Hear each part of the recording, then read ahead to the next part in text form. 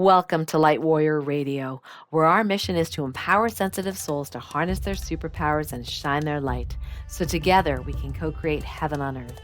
I'm your host, Dr. 𝗟𝗡𝗟𝗣𝗙, author of the #1 best-selling book, Sensitivity is Your Superpower, and founder of the Academy of Light Medicine and the 𝗛𝗘𝗟𝗡𝗟 Healing Method. Thank you for joining me.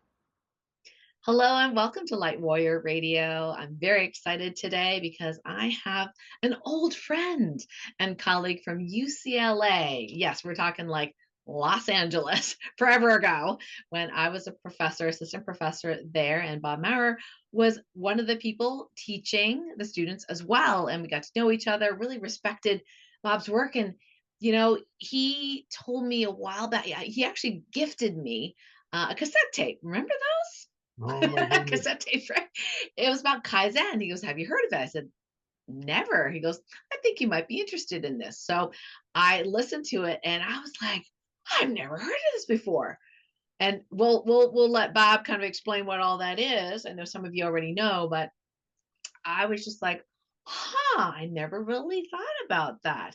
And then I moved and Bob moved and we were out of touch for a very long time till recently, until my business coach mentioned Kaizen, mentioned Dr. Maurer's name, and I said, "Oh yeah, I know him." And he went, "What?"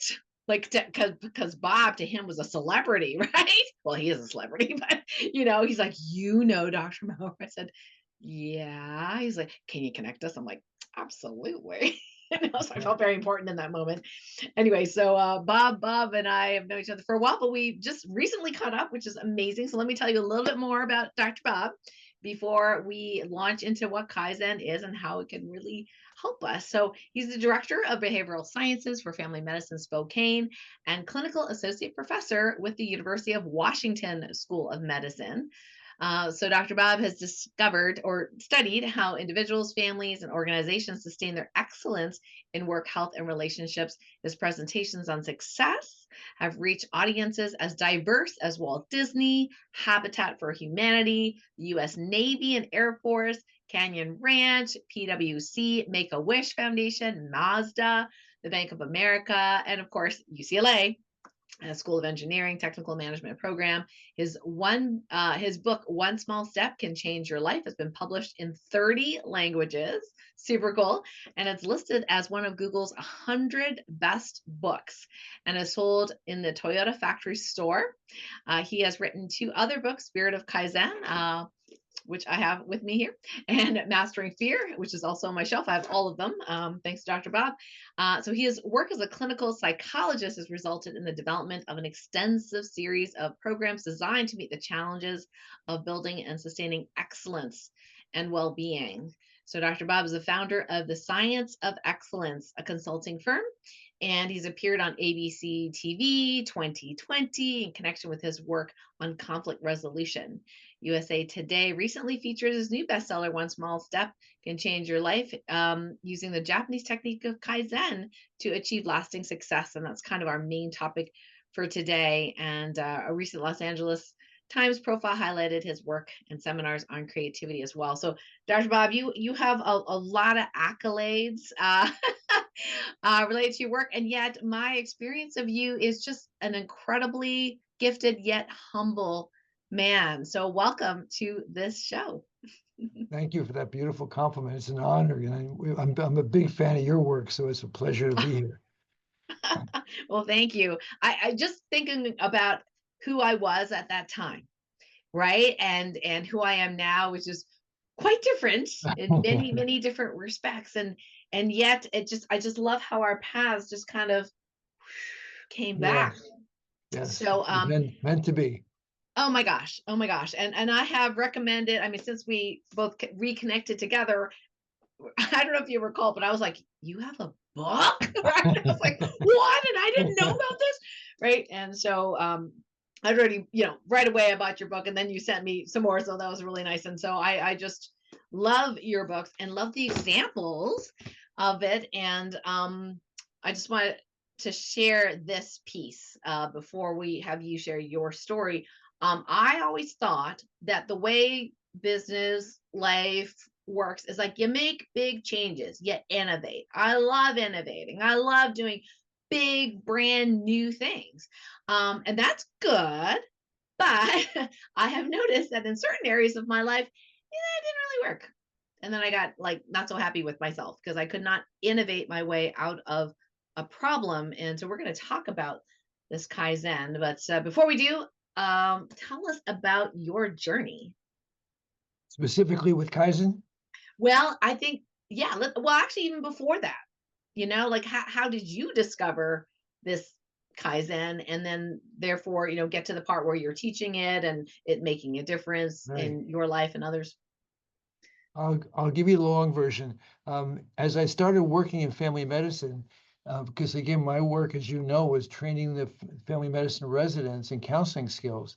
And it's an extraordinary opportunity because counselors, as a rule, sit in an office waiting for people to create enough problems in their life and enough pain that they come in. So it's often fairly late in their journey.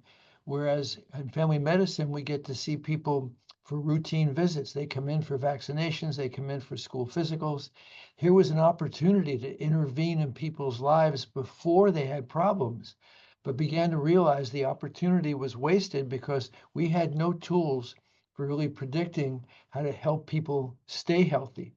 Um, and so I became very interested in resilience, and the team at UCLA started collecting studies that follow people for decades to see who over the course of a lifetime, in spite of adversity, challenges, and setbacks, would ultimately thrive in jobs, health, and relationship. And one day I was reading a newspaper and there was a full page ad for the Toyota Lexus for the umpteenth year. It had the number one quality. And I thought, well, I wonder metaphorically if there's something about building a car I could use to help people build their life. So I started looking at Toyota Lexus, and they kept referring to a book called The Machine That Changed the World, which I thought was going to be about computers. It was about cars. And they kept talking about Dr. Edward Deming and his work. And so I started to read his work, which was about essentially small steps, because he was involved in quality control during World War II. After the war, nobody in the US had any interest in him at all, but the Japanese invited him over, and firms like Toyota, Honda, Fuji used his funny ideas to build some of the highest quality products in the world.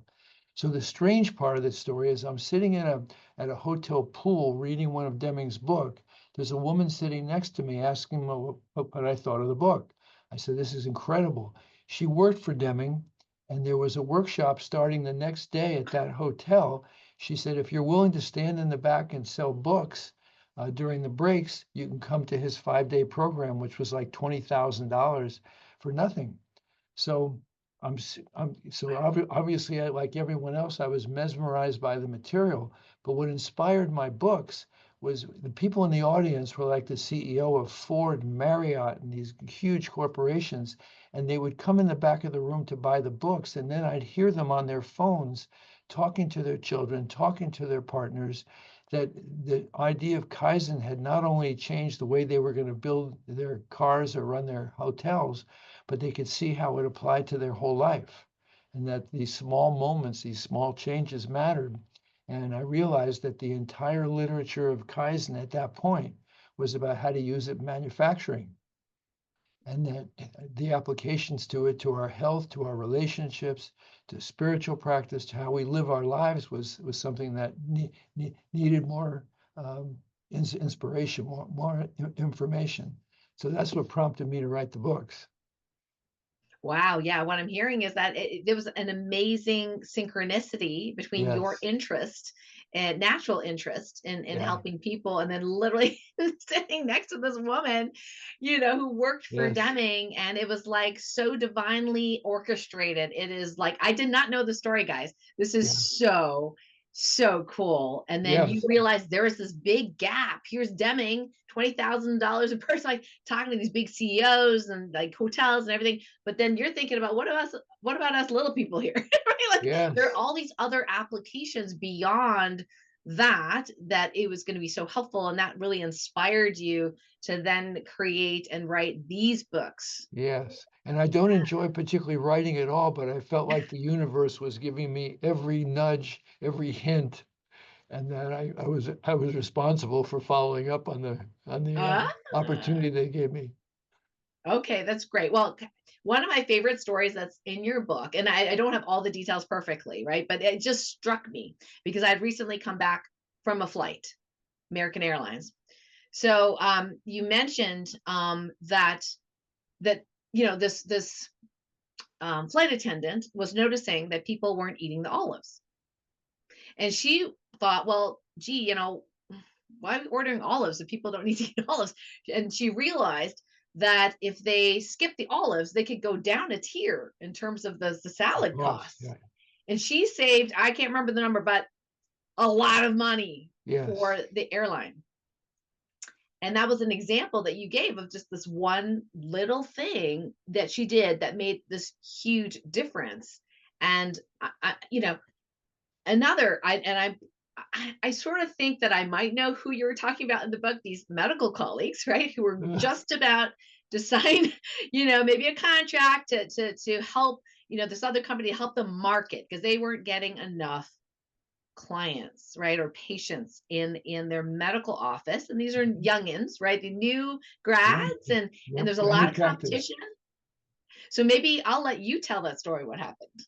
Well, again, it's something that I learned from Lexus because they would call their customers every day after the service to see if they were happy with the service. So I said, well, let's have you call the next day to see how your patients are feeling. And of course, who does that? Your doctor's way too busy. But these doctors, unfortunately, were not very busy. So they called, and of course, people were so thrilled that their doctor cared enough and took the time to call to see if the medicine was working, if they were feeling any better. And they told their friends, because who doesn't want a doctor who's invested and interested in you and takes the time? So that it spread like wildfire. Within 2 weeks, they were turning people away. Wow, 2 weeks. Can you give us an idea of how much money they saved by not hiring these other people to do Oh, marketing for them? they were paying about $6,000 a month, which in that point was a lot of money for them, for the marketing, which of course wasn't doing any good. If you find your doctor marketing on billboards or inserts in a magazine, you're going to wonder, what's this doctor up to? It's just not what you use. It doesn't exactly inspire confidence.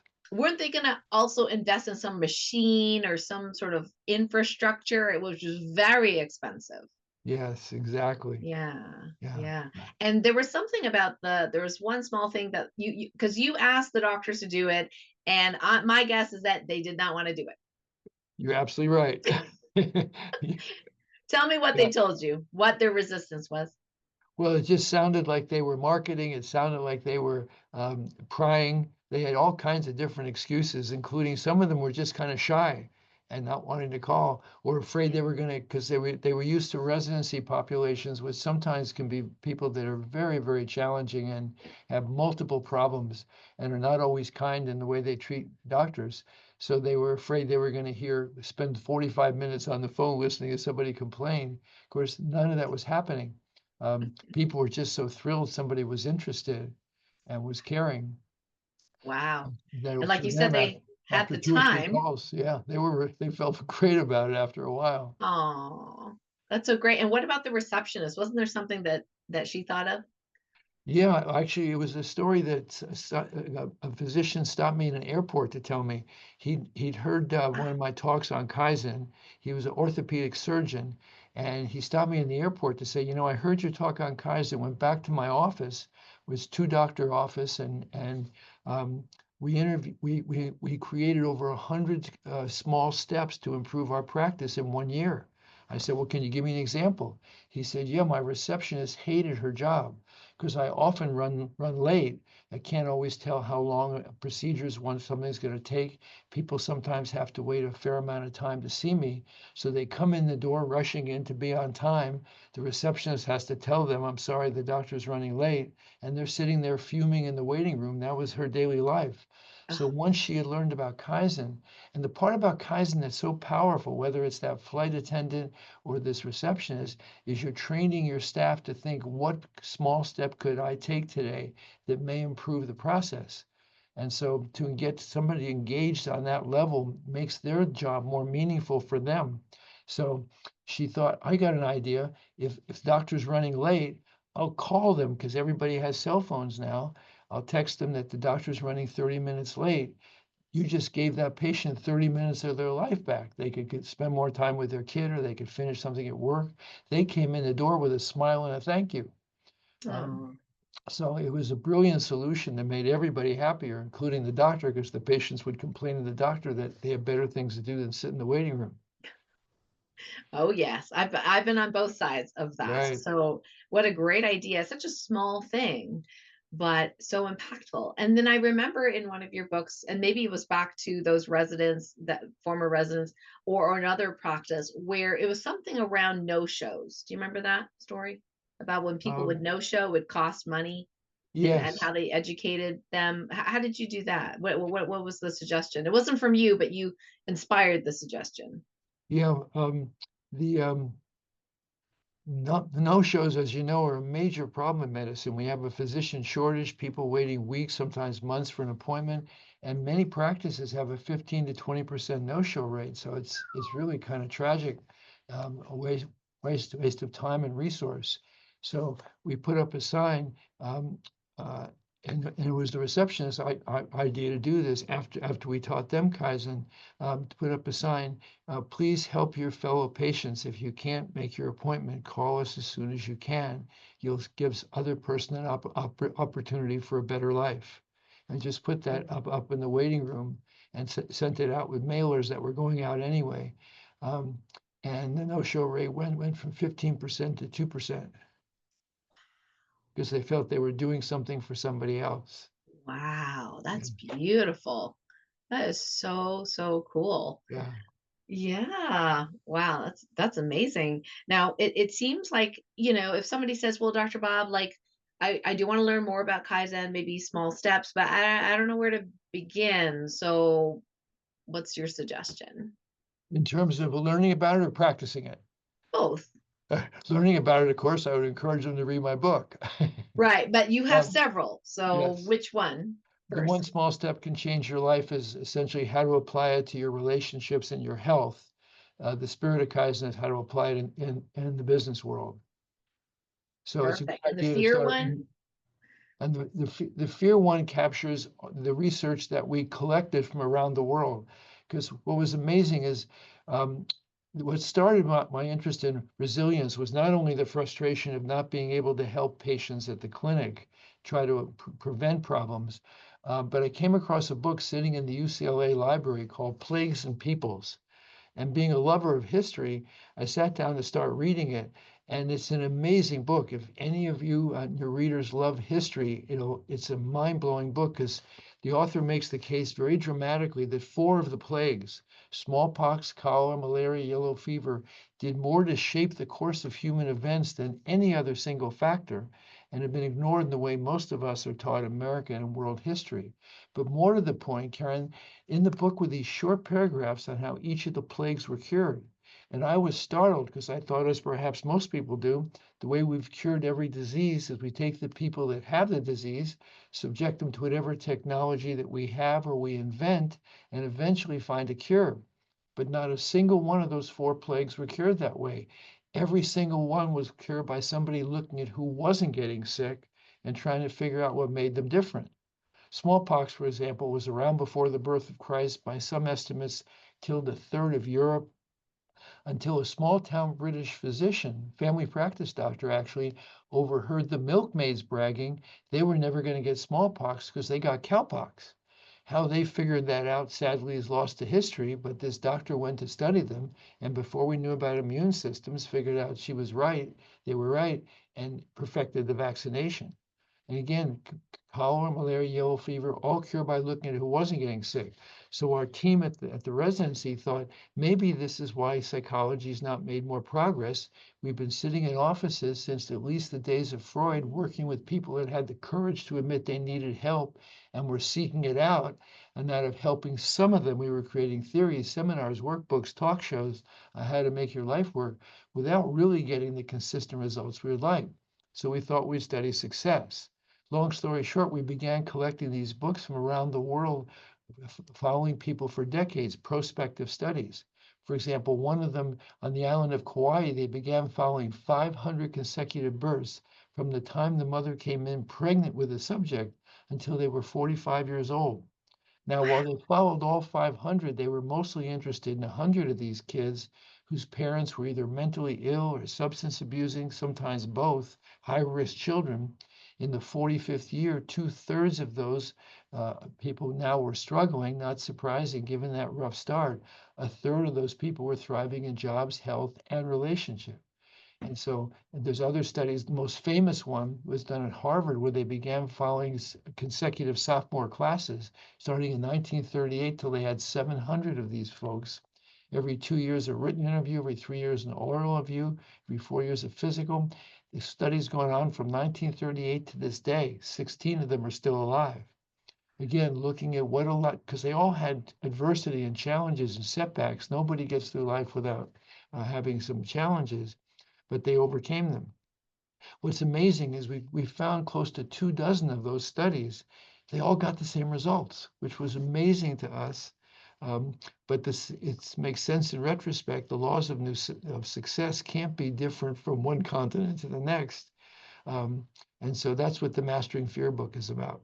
I'm Oh, that not is crazy really about the title, but it essentially goes through the success.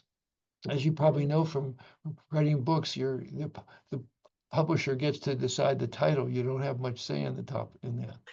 well, I don't work with the big boy publishers, so That's I smart, get to say, very smart. I get to say, definitely. Yes. And yeah, well, we'll go to questions in a little bit.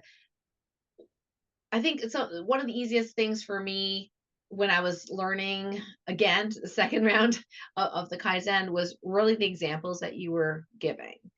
And so if I give you some theoretical examples, or some of them you'll remember, like from what you wrote in the book, but say somebody says they eat too much and they need to lose weight, right? And they're thinking, well, I got to exercise, I got to change my diet, go all organic, maybe do some fasting, maybe get a coach, like, and it can seem really overwhelming. Now, certain personalities can do that. Okay. Yes. I happen to be one of those personalities Yes. where I'm just like, once I'm like committed, I'm like, go, as long as I have a coach, Uh-huh. right? Go. Yeah. But that is not the majority. So tell me about what the approach Yeah. might be using the Kaizen principles. And I'm glad you said that because we're not trying to make innovation, taking the biggest possible steps to accomplish a big goal, bad or wrong. But the problem is most of us discover at some point in our adult life, sometimes those big steps lead to big falls, and sometimes the price of that fall is more than we bargain to pay. But sometimes big steps are the answer. And sometimes what looks like a big step isn't necessarily so. For example, most people who quit smoking do it cold turkey, which on the surface sounds like a big, bold step. One day I decided to quit, and I did, and that's 12 years later. It looks like innovation, but when you start to look at the history of it, often they spent days, weeks, months, often years in contemplation, consideration, discussion, and debate before that fateful day when the brain made the leap into innovation. So Mm, sometimes they're actually first cousins and not completely separate. But to go back to your question, if somebody has already tried the big steps and it hasn't worked, some of the small steps, which sound so ridiculous, because the way you know you have good Kaizen step is people laugh in your face.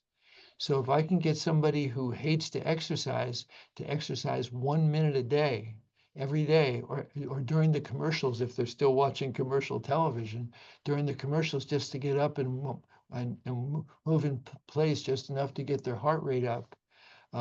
If we can get them to eat slower, there's a technique we use in Kaizen called fork down, because most people who are overweight eat fast and they go from being starved to being stuffed, because the mechanism by which the stomach tells the brain, as you know, I'm full, is very slow. Um, and so if we have the technique of fork down, where you take a bite of something, put the fork in your mouth, put the fork down, put your hand in your lap. You take a bite of the sandwich, put the sandwich down, put your hand in your lap. If somebody got a dissertation by sitting in McDonald's looking at how long it took a thin person to eat a Big Mac versus an overweight person, and the difference was significant. Um, Wow. and if you watch kids eat, they usually don't fall down. They take 3 or 4 bites of something and then they get distracted by a conversation or something else. Um, Food's not the essence of their day.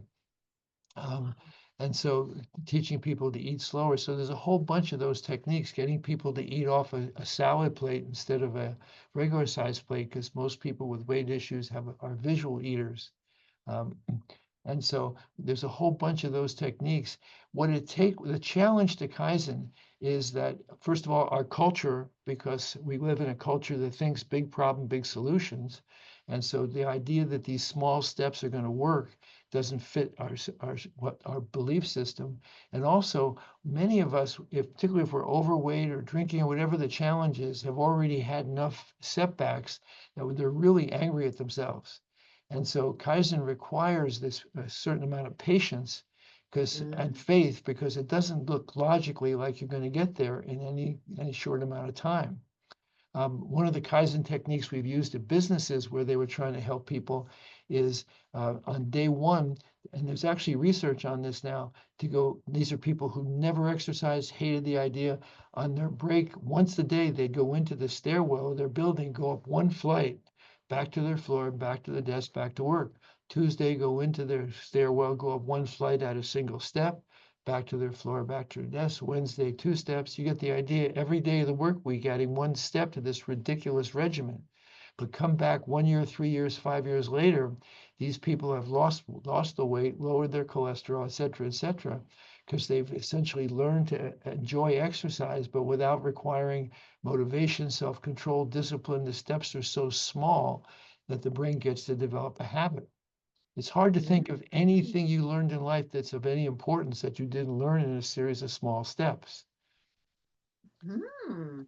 Yes. Okay. So challenge. Not a challenge for you, but I'm just gonna put it out there. Okay. Please. So I hope I don't get in trouble from my husband. So okay, so James, let's just say he's not tech friendly. Uh-huh. So I unfortunately did not Kaizen him last weekend. I said, okay, well, let's book your flights and I'll sit beside you and I'll just tell you where to click and everything like that. That was way too big a jump. Uh-huh. And it caused anxiety. So I was Yeah. like, note to self, that was too big a jump. So what would be examples of how, because he's like, with technology that he could gain that, proficiency, but not be like me, where I'm like, Yes. oh, this is brand new. Oh, let me just click all these buttons, see what happens, right? Like that's me. But it's like, I'm afraid I'm going to break something, right? So Yeah. what would be an example of how we could Kaizen the training so that he would get more and more and more comfortable? So in your books, you talk about not triggering the fight or flight. Yes. Yes. Because if you make the steps too big, the place in the brain where fear, anxiety, stress lives gets activated. And as we all know from having test anxiety, that once that fear is activated, we're not any smarter, quite the opposite. Yeah. So in the Unless you're specific like me and you're like, woohoo, tests. Yeah. in the specific example you're giving, for example, he was on a computer and the instructions just felt way too big, and he'd already decided that this isn't something he enjoys doing, correct? So Correct. one of the ways to do this, let me answer with a different example first, and that is, as I mentioned, I hate to write. I had no pleasure from it whatsoever. So when I got the contract to write the One Small Step book, um, I said, all right, I'm going to use Kaizen because I don't want to sit down for an hour a day and do something I don't like. So I decided I was going to write 1 minute a day, which it turns out many world-class Nobel Prize winning writers do as well. They tell themselves, I'm just going to write 1 page, because the idea of writing 400-page book is too overwhelming to them. Anyway, so I decided I was just going to write 1 minute a day. And I did that. But what, of course, happened after a while is I forgot to stop. But what you're trying to do with Kaizen is get rid of the fear, the willpower, all that self-control, because you only have a certain amount of that during the day. And and eventually you start avoiding that thing because it's taking too much effort. Kaizen step, by definition, requires no effort. And the good Mhm. news is and the bad news is the brain's a creature of habit. So anything you do repetitively, the brain commits cells to and decides is important. It's the reason why if you still watch regular TV, they show you that same commercial again and again and again. You think they would vary the commercial, but entertaining us is not their mission. It's building the brand into our mind. So for the rest of your life, even if you're a vegetarian, you can tell me 3 or 4 of their products at McDonald's because they've shown you those 15-second commercials again and again. So to go back to James, so what you if you showed him 1 or 2 things on the computer, particularly if there's something he's interested in, if it's sports, finding how to get on Google and get sports information in the moment, or just one thing, and you go over the same thing, say for every day for a week, so he starts to feel very comfortable with that one thing he can do on the computer, and then you do next week maybe a second thing. And what happens after a while, he begins to see that if I can learn these things in small increments, I get a sense of mastery, particularly if it's something he can use in his daily life. One of Mm. my relatives, it was very much like James, hated computers, but he loves selling things. He builds car parts and whatnots, and he wanted to sell them on eBay, and that was the hook that got him Mm. because he was willing to learn just how to use eBay on the computer so that he could sell things that way. And I don't even once know how to use eBay. It's not relevant to my life, but Yeah, exactly. that's You're not amazing. interested in selling things on eBay, so why would you? Of course. So again, finding something that makes it look like this is something of interest to him, but Mm. just doing it one thing at a time. So Right. he begins to see this as something that makes his life a little easier Or with the makes one my life a thing. little easier, maybe. That too. Can I make one more point about Kaizen innovation? That because there's still a myth in business that somehow you decide either I'm going to make small incremental improvements or I'm going to go innovation. But when Oh. you look at so many breakthroughs in business, art, and science, they turned out to be some small moments so trivial that even that person at the time didn't think it was going to amount to anything, but it ended up being something large. Um, for Mm. example, I have all these on video, but the 2 guys who started Airbnb, have you heard this story?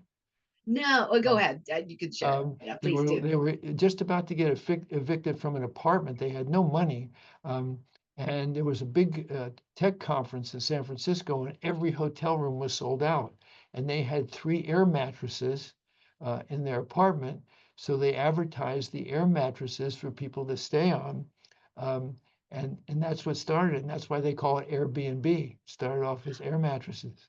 And Ah. so many breakthroughs are that way. The microwave, so many the animated Yeah, cartoons. I heard, and don't quote me guys on this exact thing, but I heard through a documentary movie or something like that, that there was a guy that was trying to figure out like some sort of pesticide or something like that, and ended up for some reason tasting it. It was an accident, Yeah, but it was sweet. yes, and that's And what so I think started there was backwards. sucralose possibly. Yep. And then like look at it now, like what a brand, right? uh, Like it's just, yep. huge, huge.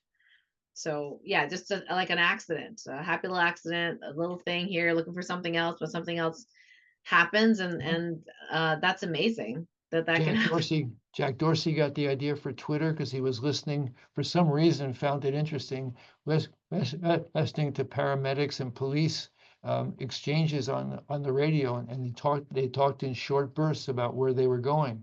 He got Yep. the idea for Square the same way. He was helping a friend at a craft fair, and somebody offered him $2,000 for a piece of art, but he had no way of collecting the money. Who wants to take a check from a stranger you'll never see before? So there's got to be another way to handle these transactions. Took them a weekend to invent Square, but it came out of these frustrations. Yeah, kind of like this need, you Right. know? You don't Yeah. always get to decide what at the end of the day is going to be large and important, and what at the end of the day is going to remain small and trivial. The people who invented the laser thought it would only be useful for not they thought it would just be useful in hearing aids, and didn't realize they essentially had made computers possible. So story after story of things people had no idea where it was going to lead, but had the freedom to think and look at small moments in terms of what they could learn from it. That's cool. I love your story about you mentioned it a little bit earlier about, somebody that you were in the family medicine office with a patient and the resident, right? And and before the resident could launch into the, okay, these are the 10 things you need to do to lose weight and get better and all this kind of stuff, you stopped them. And why don't you finish the story? Yeah, and just say, is there one thing you'd be willing to do 1 minute a day just to begin moving your body a little bit more? And you could just see her face light up because this was something she could do. Um, and again, what you're counting on, like with me writing 1 minute a day, is it becomes a habit if you're doing it regularly and you forget to stop. Yeah, so she started doing that, right? So what did she say? 1 minute during commercial breaks or something? She was Uh-huh, exactly. stepping, I mean, just stepping in place, like something Just super enough to get your simple. heart rate up. Yeah, Yeah. that was easy and fun to do. And then what happened with So her? she ended up losing the weight, all of it. Yeah, I had a patient at Canyon Ranch who was not able to exercise at all because of the arthritis. He heard the talk on Kaizen, decided he would just stand on the treadmill um, and drink his coffee and read a Wall Street Journal. But once he got onto the treadmill, he then decided, well, maybe I could move for just 15 seconds at a time, even though I'm in pain. Um, and before long, he was essentially exercising regularly. Wow. Wow. So, but again, in our 70 millimeter Dolby super size extreme makeover culture, it's just hard to believe these small steps will matter. Mm. And that is amazing. We're gonna put the show on the show links below the video here where we can reach you, Dr. Bob. So can you just share, like, just verbally, what your website is, and where people can reach you, and et cetera, where they can get your books? Sure, sure. The content they can see at the website, scienceofexcellence1.com. And they can reach me at robert.maurer@providence.org, which is where I'm working right now. Um, and Also in the back of the books are the contact information, including a telephone number. I'm happy to hear from people. Wow, Because you're as I'm good sure you've man. experienced this, I love sharing the information with people, but I've heard it before. To me, the greatest joy is hearing where people are finding it useful, where they're a little confused, so that I can essentially um, explain it better next time. So I love hearing Mm. from people, as I'm sure you do as well. Well, I have gatekeepers for that, to be perfectly honest. James knows I don't like using the phone. It's like, if you try to call me and leave a message, I may or may not get back to you. Um, I'm old-fashioned enough to prefer the yeah, phone. yeah, I love it. That is great. You're so accessible, Dr. Bob. Thank you so much. Let's do one more example, and then we're gonna go to Q&A here. Okay, here's the example. Um, and this is real. This is real life. So I'm in a network marketing company. I've been in for 20 years. The first 7, I had no idea what I was doing, but I really loved the product. So I just kept at it, and eventually I figured it out. I figured it out, literally by sheer enthusiasm. Okay, and doing what I do That'll best, which is get you a long teaching. way. Yeah. So here's the thing. So they teach, okay, well, here you write a list of people, then you do a reach out 3 a day of these people, and you say XYZ or whatever, right? Sounds simple enough. But I couldn't make myself do it. I just couldn't. First of all, I'm like, I don't like using the phone, first of all, right? And Right? but there are tons of people in the same situation.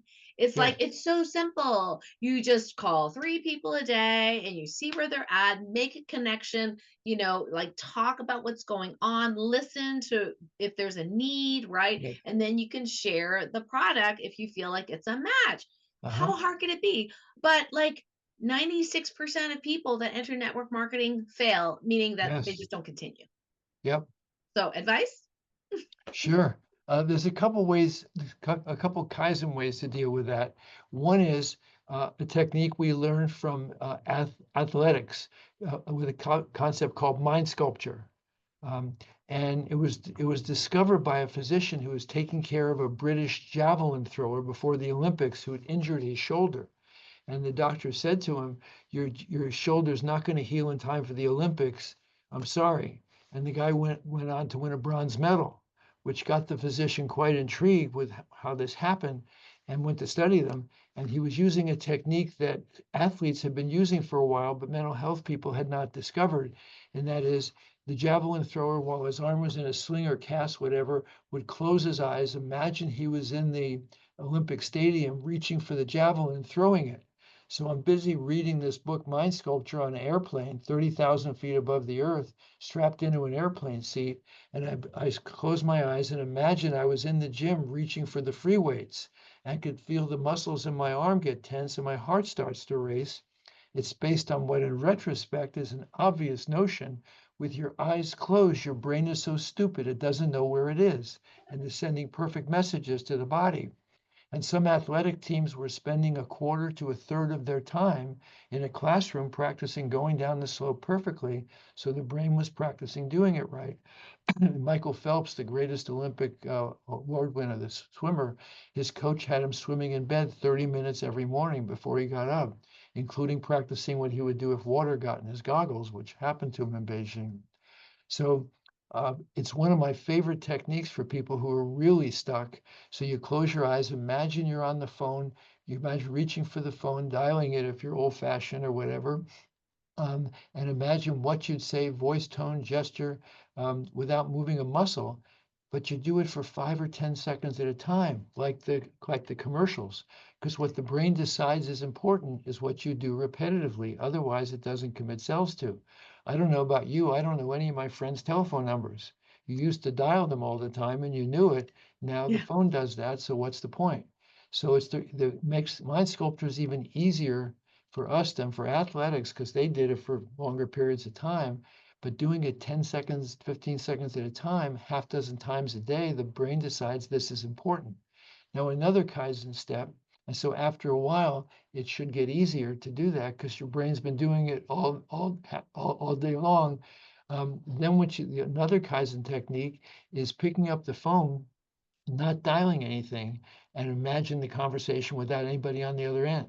What you'd say, voice, tone, gesture, so you're practicing it without dealing with the other person. Um, a third technique you can do, either with mind sculpture or with, say, James as your partner, is with somebody that's really safe and that you care about, is imagining then you've got your spiel down because you've practiced it with mind sculpture, you practice it out loud with an empty phone, and now have James essentially start being resistant. Um, and you essentially continuing with your enthusiastic pitch for it in the face of because what scares most salespeople is they're afraid the door is going to get slammed, either literally or metaphorically. And of course, that's going to happen. And the question is, do you keep staying enthusiastic? And then Right. there's a last thing, another Kaizen technique is we ask people to write out what they would say to a loved one or a key employee, somebody you care about, what you'd say after a poor outcome. So you pick up the phone to call and somebody says, don't bother me again. You hand them the phone. What is it you want? What is it you'd say to that person to try to inspire them to keep going so that that voice in your head stays optimistic and nurturing and caring, and then practice that voice over and over again, 5, 10 seconds at a time, multiple times a day. Because it's what you say to yourself after a disappointment that's going to make the difference. Um, Wow. Yeah, that is so true. Because we think, oh, we're disappointed and that end of story. But what you're saying is after the disappointment, after the letdown, what is your self-talk or what, exactly. Yeah, you practice the recovery. And therefore, because you're practicing the recovery, the brain goes, oh, I'm just recovering. exactly. I Yeah. do this. This is what I do. The way I explained it to audiences, I'll say, how many of you consider rejection painful? Every hand goes up.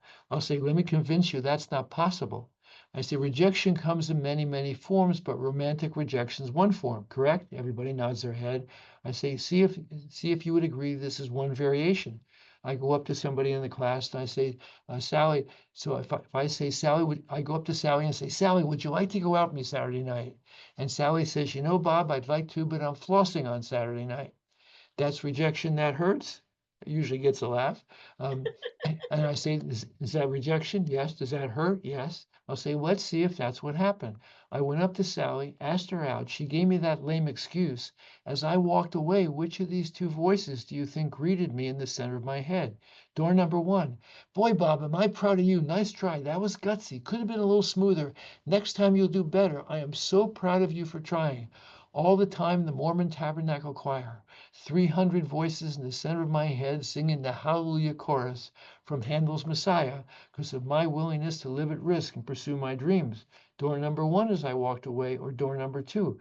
Boy, did you sound like a jerk. Who wants to go out with you? You're old, you're ugly, you're fat. Nobody likes you anyway. I'll say to the audience, which is more likely, one or two? And of course, everybody says two. So I'll then ask, where was the pain in Sally saying no or that conversation in my head walking away? If you knew the Tabernacle Choir was waiting to celebrate every time you efforted towards your dreams, how afraid would you be of no's? Now you Mm. can have that Tabernacle Choir voice. It just takes some practice. And you want to change the lyrics, of course, to one that but it's hard to do for yourself. But if you think if that was my child or that was Mm. somebody that works for me or a colleague and they just had a disappointing a setback with a customer, what would I say to them to try to motivate them to keep going? That becomes your script. Wow. And that is a way into really kind of evolved leadership. Yes, exactly. Yeah. Yeah. Yeah. So those are some Kaizen steps Oh, for so good. Oh, yeah. gold material. So good. Well, thank you, Bob. I'm going to open it up to some of our folks here today. If you'd like to give an example for Bob, either from your own personal life or theoretical, it's all fine. You can just go ahead and either raise your hand or just hit the unmute button. And yeah, this is a really, really great opportunity to have the special time with Dr. Maurer. So, all right, anybody? Anybody? You can also put in the chat as well if you don't want your voice recorded. That's okay too. If you want to stay. While Uh, people are thinking, if I could just make one more point, um, that receptionist that was able to think about how she could make her life easier by using the phone, or the flight attendant at American Airlines, or another example is a Toyota worker in Lexington, Kentucky, was taking a bin out of a bolt out of a bin and wondered how much that bin cost. And the foreman went and found out, and the foreman said, "Well, why'd you want to know?" He said, "Well, I saw bins that looked just like that at Walmart down the street and it was quite a bit less." Now, the real point of that story is here's somebody who's working on an assembly line and has learned to think in terms of, is there anything I can do to improve the process or quality of the work? Deming used to tell audiences it takes 3 years to train somebody to think in terms of a Kaizen culture because most people don't go to work thinking, what is it I can do to make the process or product better? Now, I asked Deming about it at a quiet moment, and he confessed he was lying, but he knew that Americans are impatient people that go from one management fad to the next. And he wanted them to realize it took time to train people to think slowly. Um, and the other thing is that the other thing he preached is that people had to feel they were being um, properly and fairly rewarded for their labors. Beyond that, he thought big rewards were a terrible idea. At the last time we looked, General Motors, Ford, Chrysler was paying over $400 for every suggestion for their employee, and they were getting on average 3 suggestions every 2 years. Toyota employees were making over 200 suggestions per year, and the average reward was $3 or less. Um, oh my so gosh. I mean, I remember reading that and going, the logo pen, really? Yeah, the story that Karen's referring to is the person that saved Toyota more money than anybody in their whole system was flown to Tokyo and given a pen. So again, people have to feel they're being fairly rewarded, but in any creative endeavor, including an assembly line worker, um, that you're wanting them to make suggestions because they think it's going to improve the process or product or make their life easier. Well, and it can be painful sometimes in business. Or I used to work for the hospital, for example, and they would hire a fancy consultant, fancy meaning cha-ching, okay, Uh-huh. spend lots of money. We would all be there hearing the consultant, Yep. and the consultant says, well, actually, your bottom line would be much better served if you would just teach your doctors how to code properly. I know that what I'm talking about, right? Yes, of So course. they can code properly. And I'm almost like, I'm willing to learn that, right? I'm thinking, this is great. I would like to learn how to code properly. Uh-huh. Apparently, my clinic was losing money left, right, center because the physician assistant working for me always checked the lowest box. It didn't Uh-huh. matter whether you spent an hour with the person or 5 seconds with the person. He Right. always checked a 212 or whatever that low code was, right? Yes. And I'm Uh-huh. thinking, mind blown. So simple. But you know what happened? The consultant wrote her report. I was like, this is the awesomest, right? The hospital administrator turns around and goes, well, that's nice, but we just really need you to see more patients, Dr. Karen.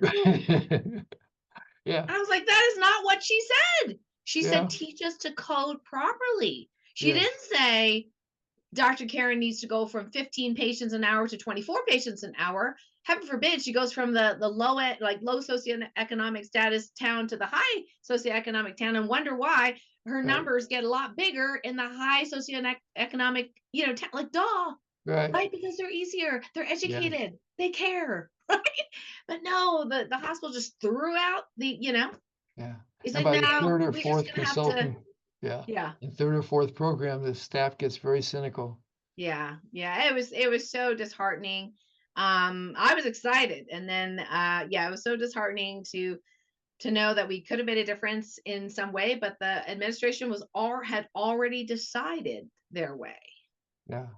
Yeah, that doctors just need to see more patients per Yeah. hour, period. And they said, well, I'm so sorry, Dr. Karen, but we're going to have to cut your salary by 60% because you just don't see as many patients as Dr. So and so. And I'm like, well, Dr. So and so's in the town where there's a lot of money, right? I'm in the town that's got no money, and everybody, all the kids have diabetes and autoimmune, and anyway. Yes. So yes, I quit. Yeah. Yeah, yeah, yeah. So I think that our culture just you know um applauds and gives awards to companies who innovate, right? And we don't always look at these little tiny steps. Sharon Marie, you want to unmute? Yes, I've been eating my lunch and feeding my cat while we're but what I noticed is that since I'm a single person, I usually eat really fast Yes. because yeah. And instead of I'm not talking to anybody or, that kind of thing. And so I eat really fast. So sitting here listening to you, etc., I was eating much slower, even though my cat was eating pretty fast. But I belong to a Big Dreams program online once a week, and we come up with small steps. I mean, Oh, that's the point of it. What was our win for the week, and what's the small step that we oh, want that's to take? great. Yeah, and but it occurred to me that maybe one of the small steps is actually coming up with how to in a situation, how to take a small step. So Mhm. if I'm going to the grocery store, for instance, and my big step really is to feel like I belong in the community. A small step would be smiling or saying hello to somebody as I pass by them. Yes. So yeah, so thank you so much. Yes. Wow, Yeah, thank you. that's super cool. Yeah, because Yeah. Sharon Marie, you have a good point here. Is like sometimes we, okay, so Dr. Bob, we were like, okay, I'm on board. Kaizen, I love this way. And then we think of this big problem we have, and then we're like, now what do we do? Right. So I think that the tiny step might be that inquiry of what is one small step that I can take that's not going to cause me a fight or flight or freeze reaction Yes. that moves me a little bit more towards this goal. Yes, exactly. Just being willing to ask the question. And if you can, even if you don't have an answer, if you can ask the question without pressure behind it, without any kind of urgency behind it, it becomes like a Google search.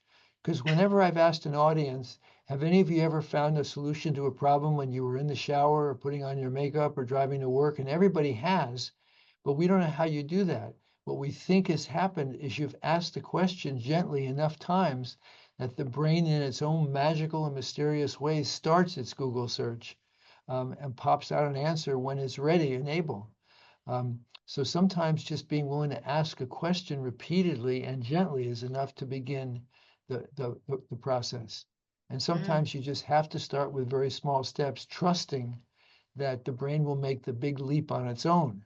You know, the way I try to explain that to people, because they're afraid, like, well, if I'm just doing this 1 minute a day, I don't have 30 years to get this project done. exactly. But I'll say to people, how many of you remember the exact instant, the very moment when you mastered driving? And really nobody does. But you know, you can vaguely remember being on an empty grocery store parking lot or your driveway and with a car lurching and a parent that's going out of their mind trying to keep you from destroying their car. But you know, at a certain point, you're driving down the highway completely absorbed by the radio or with a conversation with your passenger, oblivious to the fact your brain is now making moment to moment life-saving decisions while you're on the road. Most of us can't even remember how we got to work because it was no longer a conscious act. We're busy thinking about whatever is more important to us. So you learn to drive incrementally. The brain made the leap into mastery on its own. It's how you learned language. It's how you learned to ski or play a musical instrument. So you're starting off in a way that the brain can learn the steps incrementally. Uh, Yo-Yo Ma talks about how he learned to play the cello with using very, very small steps. Will Smith talks about it's how he attributes that to his success, that his father had to make bricks as a kid, and he would just have him focus on one brick at a time, not on the whole wall, but just making sure this brick he's doing in this moment is perfect. And he said that whenever he's faced with a huge task, like auditioning for a movie, he breaks it down into very small steps and learns it one small step at a time. So it's just such a useful technique the moment you feel overwhelmed. But it takes faith that this is how the brain learns anything important in small steps and gets the hint and then learns to fly airplanes and drive cars and play instruments and do all the magical things human beings are capable of. But we learned them incrementally. Oh, yeah, that's great. The, Katie. the other thing I like about the example you just gave about dreaming big is the idea of Kaizen isn't that you downsize the dream, you're just Right. downsizing the steps. So I'm glad you brought that up, Sharon. Big dreams, small steps. I'm All right, sorry, go ahead, Katie. I think I interrupted. No, not at all. It's so lovely to hear you talk, Dr. Maurer. It was Dr. Karen actually that introduced me to your work. And it was funny because it was a real synchronicity. I come from a background where I'd become really ill with chronic fatigue syndrome. I'm Oh, recovered now. But one of the wonderful. big recovery steps that a lot of people use is something they call pacing, which essentially, as soon as Dr. Karen was talking about Kaizen, I was like, oh, that's a lot like pacing. It's the idea that in the illness, your body is not capable of producing, the ATP to keep it thriving. So Mhm, your job is to actually just do as little in your day to allow the body to catch up on the healing process. mhm. But what people actually struggle with is not doing too much. It's actually keeping it to that small level. Yes, They tend to be programmed that I have to do more, I have to do more, I'm not enough, that kind of programming. So actually yes, managing to stick to doing 1 minute of something, they find really, really challenging. yes. Very, very true. Good point. Either because they have that harsh voice in their head that makes them feel inadequate because they're not doing what they used to do, or sometimes what happens, we see this with many pain patients, if they start to have a day that's better than others, they're so eager to get back to their normal life, they overdo it. And it's so understandable, and yet they end up paying for it the next day, of course. Mhm. Yeah. Good points. Thank you, Katie. Was there anything Thank else you you. wanted to share? That's a great example. Okay, fantastic. Well, Dr. Bob, we're coming to the end of our time together. It's been wonderful having you here, and also some of our special guests as well. Yes. Loving to hear from them. The examples, I just was so looking forward to this interview. I cannot tell you how Oh, me too, I was Karen. just so excited Yeah. for I miss our this. conversations at the clinic. Yeah, I really do. I really do. And I mean, there's so many things like in life that are just so incredibly fascinating and interesting these days. That's all this is very applicable to, for sure. It's like, when are we going to get to the awakened state of all humanity? One Kaizen step at a time. Okay. It reminds me, somebody once said to Mother Teresa when she was in Calcutta, how do you expect to end hunger? She said, one mouth at a time. Yep.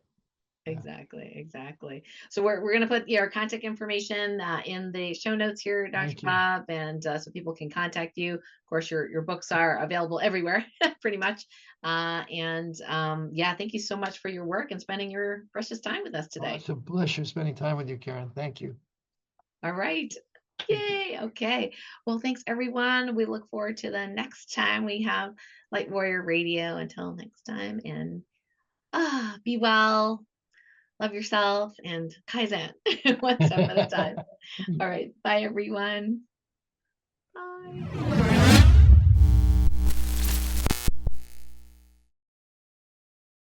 Hey, thanks so much for watching this video.